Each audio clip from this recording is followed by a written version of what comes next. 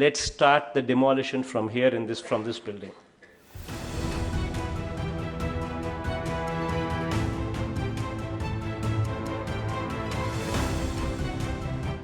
చిన్నారులకు విద్యాబుద్ధులు నేర్పించాల్సిన స్కూళ్లను రైతు భరోసా కేంద్రాలు వార్డు సచివాలయాలుగా మార్చడం పట్ల ఏపీ హైకోర్టు తీవ్ర ఆగ్రహం వ్యక్తం చేసింది. ప్రభుత్వ పాఠశాలల ఆవరణలో జగన్ సర్కార్ కట్టిన వార్డు సచివాలయాలు, రైతు భరోసా కేంద్రాలన్నీ అక్రమమే అని తేల్చి చెప్పింది. గతంలో అక్రమ కట్టడమన్న పేరుతో ప్రజావేదికను కూల్చేసిన వైసీపీ సర్కార్ ఇప్పుడు స్కూళ్లలో రైతు భరోసా కేంద్రాలు, సచివాలయ భవనాల్ని కూడా కూల్చేయాలి కదా అని హైకోర్టు ప్రశ్నించింది. అలా కాకుండా స్కూళ్లకే వాటిని ఇచ్చేస్తామంటూ ప్రభుత్వం ప్రతిపాదించడంపై అభ్యంతరం వ్యక్తం చేసింది.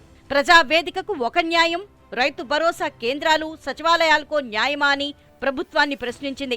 దీంతో రాష్ట్రంలో విధ్వంసకర పాలన సాగిస్తున్న జగన్ సర్కారుకు హైకోర్టు వ్యాఖ్యలు చెంపపెట్టులా తగిలాయి. కేవలం నాటి ముఖ్యమంత్రి చంద్రబాబు నాయుడు మీద పెంచుకున్న కక్షతోనే ప్రజావేదికను కూల్చేసిన జగన్ ఆ తర్వాత రాష్ట్రంలో ఏ ఒక్క అక్రమ నిర్మాణాన్ని కూల్చిన దాఖలాలు లేవు.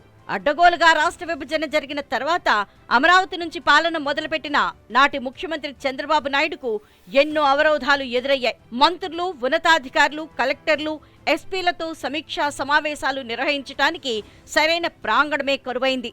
నిత్యం వివిధ సమస్యలపై తనను కలిసేందుకు వచ్చే ప్రజలు, సందర్శకులతో సమావేశమయ్యేందుకు సైతం ముఖ్యమంత్రి ఇబ్బంది పడాల్సిన దుస్థితి నెలకొంది.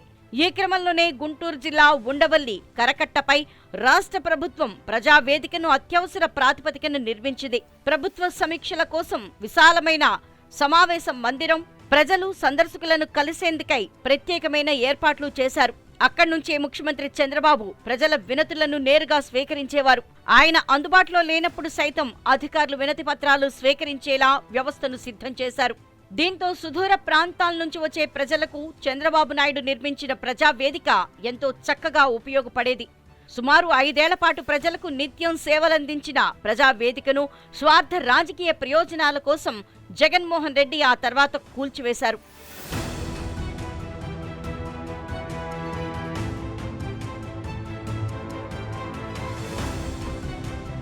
వాస్తవానికి ప్రస్తుతం మనం చూస్తున్న సీఎం జగన్మోహన్ రెడ్డి విధ్వంసకర పాలనకు 2019లో ప్రజావేదిక కూల్చివేతతోనే బీజం పడింది.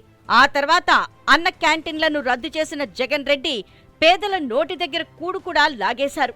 టిడ్కో ఇళ్లను పెండింగ్లో పెట్టడం ద్వారా పేద, సామాన్య ప్రజల సొంతింటి కలను దూరం చేశారు.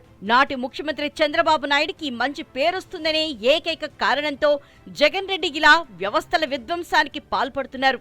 ప్రజావేదిక విధ్వంసానికి సంబంధించి తన తప్పును అడ్డగోలుగా సమర్థించుకుంటూ వచ్చారు.